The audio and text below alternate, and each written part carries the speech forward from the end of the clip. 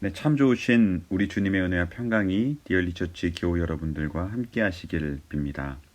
오늘은 십계명의 다섯 번째의 계명, 내 부모를 공경하라 라는 제하의 말씀을 전하도록 하겠습니다. 제가 이 말씀을 준비하면서 인터넷에 검색하다가 아주 흥미로운 책 제목을 하나 봤습니다. 그 책 제목은 이건데요.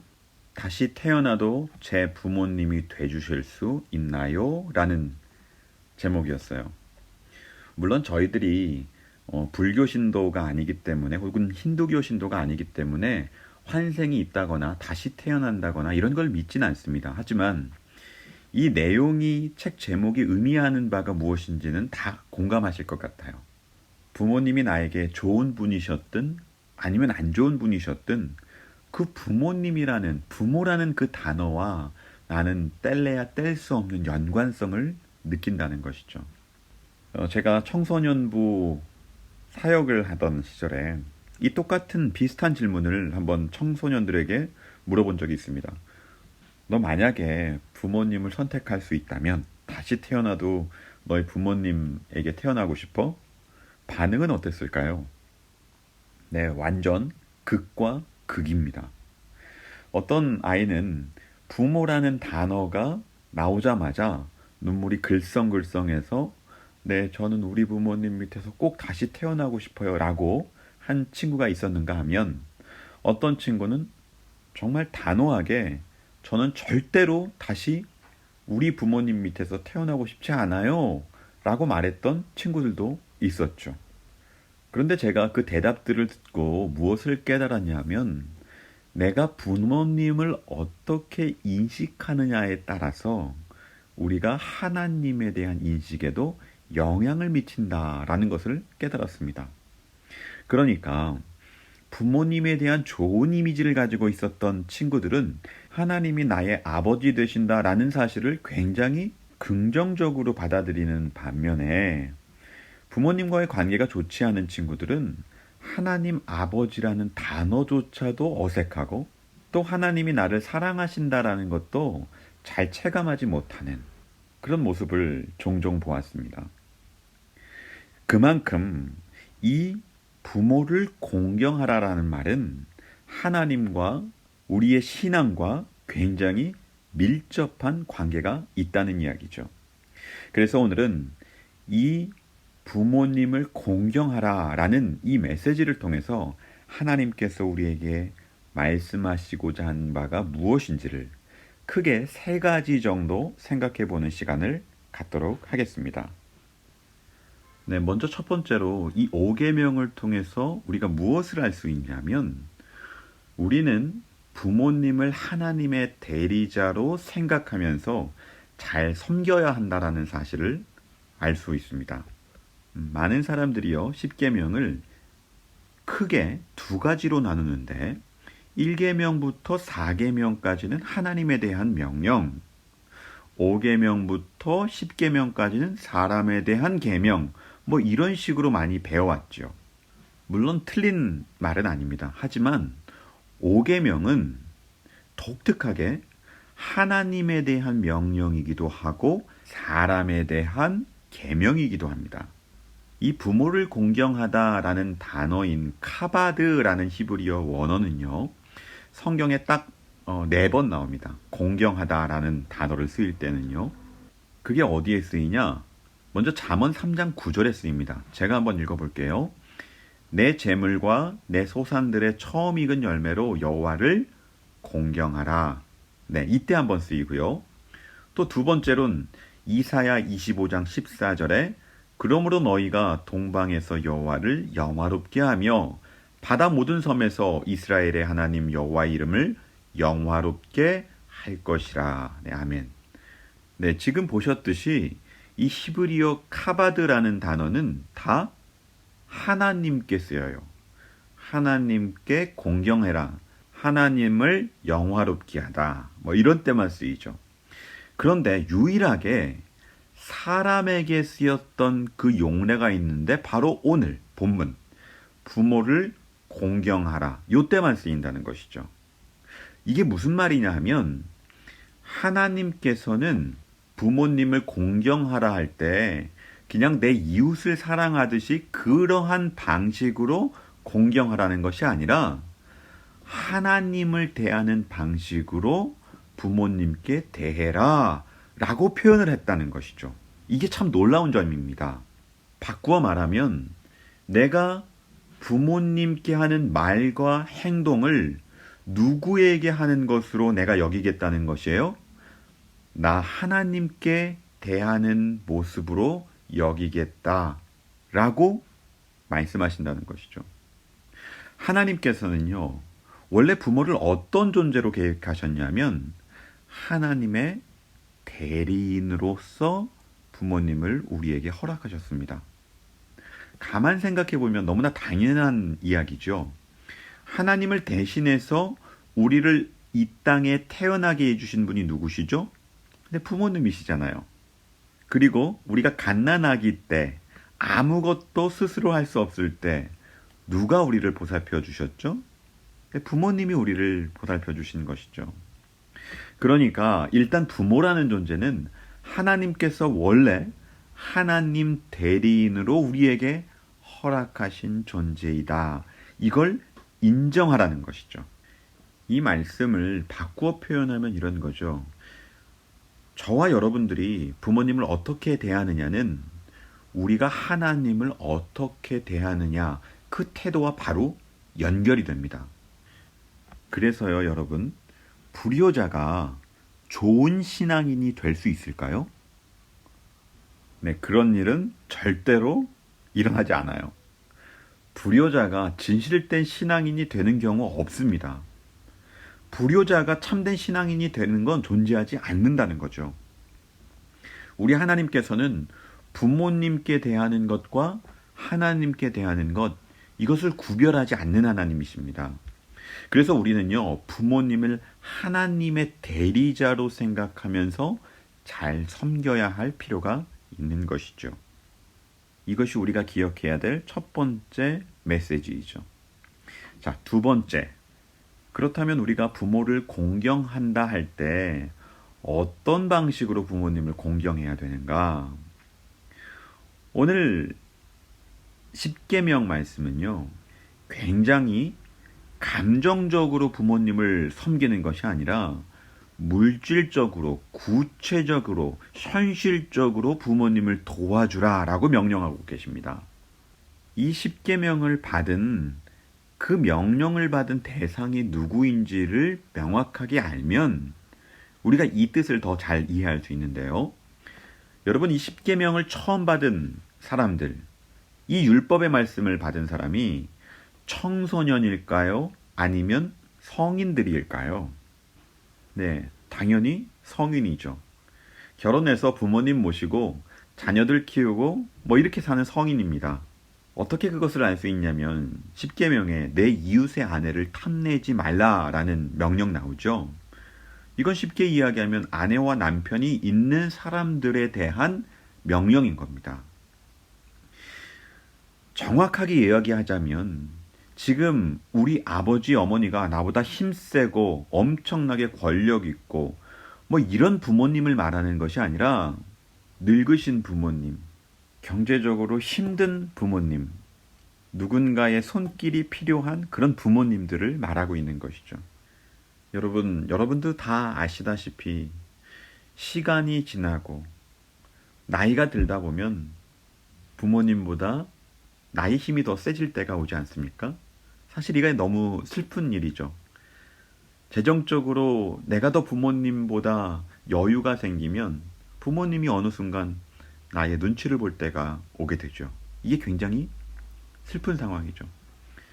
이럴 때 내가 부모님보다 능력이 있고 힘이 세고 가진 것이 많아졌을 때 부모님을 진실되게 섬겨라, 이 말씀인 거예요. 제가요, 이 말씀을 준비하면서 이 물질적으로 구체적으로 도와야 된다 부모님을, 이 말씀을 자신의 삶으로 경험했었던 한 분의 강연을 소개하려고 합니다. 짧은 영상인데요. 우리 이 영상을 보고 다시 말씀을 나누도록 하겠습니다. 제가 아버지한테 돈을 안 드렸거든요. 아버지한테 돈을 드렸더니 윷놀이로 사회에 환원을 하셨어요.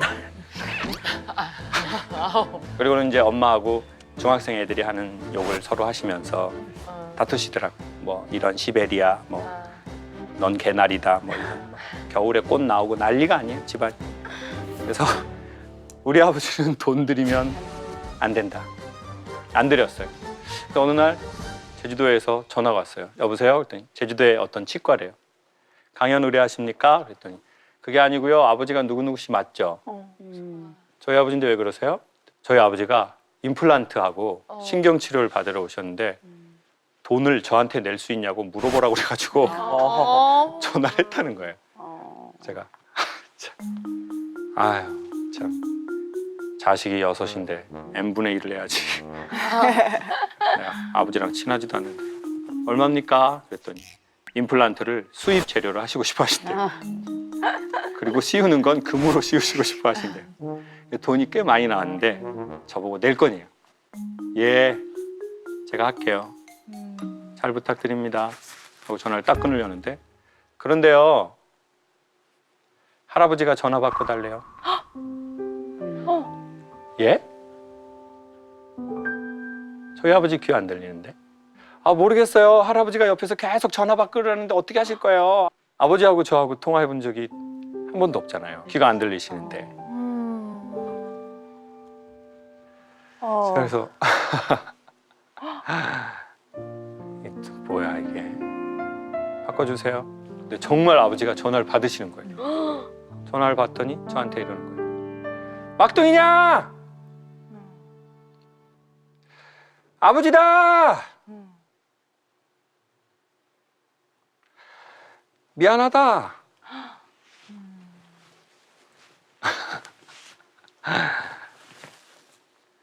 귀가 안 들리시는 분이 소리를 통제해서 작게 내시더라고요. 진짜 미안한 거죠. 아, 참 진짜. 아버지, 미안하다고 하지 마세요. 돈 내라고 하세요. 노동일해서 힘들게 키웠으니까. 근데 저는 언젠간 아버지가 저한테 미안하다고 해야 된다고 생각한 것 같아요. 내가 결혼을 안 하려고 한 이유도 아버지. 내가 애를 낳고 싶지 않았던 이유도 아버지. 가정이 어색한 것도 아버지. 이건 전부 아버지 때문이야. 그러니까 언젠간 아버지는 나한테 자식들한테 미안하다고 하셔야 돼. 근데 그 아버지가 미안하다고 하는데 기분이 좋은 게 아니라 아이고 이 폭군의 호랑이 같은 그 양반이 이 돈 얼마에 힘이 하나도 없는 안중에도 치지 않았던 막둥이 아들한테 이 돈 때문에 미안하다고 하시네. 태어나 처음으로. 그래서 아버지가 윷놀이를 하시든 뭘 하시든 엄마 모르게 돈을 드려야 되겠다. 싸우시든 뭘 하시든. 젊은 사람이 돈이 없는 것과 80 전후가 된 노인이 돈이 없으신 것은 다른 차원의 이야기다. 그래서 집에 갈 때마다 돈을 몰래 드렸어요. 엄마 몰래. 깨진 인간관계를 회복하게 하는데 최고는 돈이라고 생각합니다. 상하고 깨진 마음. 우리의 지금 여기 윷놀이 하신 아버지 많으세요. 지금 다들 공감하시고 엄청 우시네요. 다들. 여러분 어떠세요? 정말 눈물이 핑 도는 사연이지요. 이 강연을 진행했던 김창옥 씨처럼 때로는 부모님이 미울 수도 있죠. 그리고 때로는 부모님으로부터 받은 상처가 클 수도 있죠. 하지만 정말 우리가 부모님을 언제 공경해야 되냐면 부모님이 약해졌을 때, 우리의 물질이 부모님께 도움이 될 때, 우리의 신체적인 능력이 부모님께 도움이 될 때, 이럴 때 너가 가진 모든 것을 사용해서 구체적인 도움이 되어라 라고 주님은 우리에게 명령하고 계신 겁니다. 네, 마지막 3번째, 왜 우리가 부모님을 공경해야 되냐 하면 우리가 하나님을 아버지로 누리기 위해서 부모님을 공경해야 됩니다. 여러분, 예수님께서 하나님을 이야기하실 때 당시 예수님 시대 사람들이 절대 하지 못했던 하나님에 대한 아주 혁명적인 말씀이 있었는데, 그것이 뭐냐면 하나님을 아빠라고 불렀던 겁니다. 아빠. 거룩하신 하나님이신데 그분을 아빠라고 너무나 친밀하게 불렀던 것이죠. 정말 하나님께서 우리에게 주신 엄청난 특권 중 하나가 하나님을 아빠로 부를 수 있도록 그 친밀함을 허락하신 것이죠. 하나님께 아빠라고 부를 수 있는 특권, 이건 엄청난 특권인데 이것을 누리지 못하는 사람들이 있어요. 누굴까요? 네, 아빠한테 상처 입었던 사람들은 이걸 못 누려요. 이게 너무 안타까운 경우죠. 부모님과의 좋은 관계를 경험했었던 사람들은 하나님께서 내가 잘못했을 때 나를 혼낼지언정 날 버리시진 않을 거라는 걸 알고 있습니다. 그런데 어떤 사람은 아버지라는 그 단어만 나와도 경기를 일으키는 사람이 있죠. 왜 그렇죠? 육신의 아버지에게 받았던 상처 때문에 그런 거죠. 그래서 하나님께서는 부모님을 공경하라, 이 말씀을 통해서 자녀는 부모를 공경하고 부모는 자녀를 사랑하는 이 아름다운 가정을 통해서 나중에 하나님을 아버지라고 부를 때 그 친밀함의 특권을 마음껏 누리라는 거죠. 그래서 내 부모를 공경하라는 이 메시지에는 내가 부모님을 공경할 뿐만 아니라 어떤 히든 메시지가 숨겨 있냐면 내가 공경받는 부모가 되어야 된다는 메시지도 숨겨 있는 거죠. 그래서 나 때문에 우리 자녀들이 하나님 아버지 되심을 누리지 못하는 그런 방해가 되는 부모가 되지 말라라는 명령도 담겨 있습니다. 사랑하는 디얼리 처치 교우 여러분, 우리가 하나님 아버지 되심을 누리기 위해 좋은 부모님이 되시고 또 지금 있는 부모님을 공경하고 사랑하시길 바랍니다. 그럴 때 아름다운 가정 속에 우리가 참 좋은 아빠로서의 하나님을 경험할 수 있을 것입니다. 부모님이 살아계신 교우님들 계시다면 감사하십시오.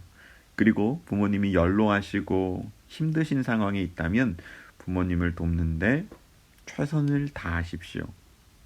또 혹여나 부모님이 이미 하나님 품에 앉아 계시다면 내가 우리 자녀들에게 좋은 부모가 되기를 힘쓰십시오.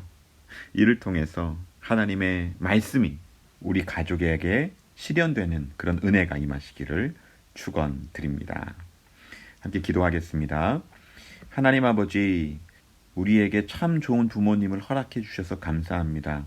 하나님, 우리가 부모님을 대할 때 하나님처럼 대하도록 도와주시고 또 부모님이 연약해지셨을 때 우리가 구체적인 도움을 줄 수 있는 자녀들 될 수 있도록 도와주십시오. 우리의 부모와 자식 간의 관계가 아름다운 관계가 될 수 있도록 도와주셔서 하나님을 바라보는데 왜곡되지 않는 그런 건강한 가정으로 살 수 있도록 각 가정마다 복을 내려주시길 원합니다. 예수님 이름으로 기도합니다. 아멘.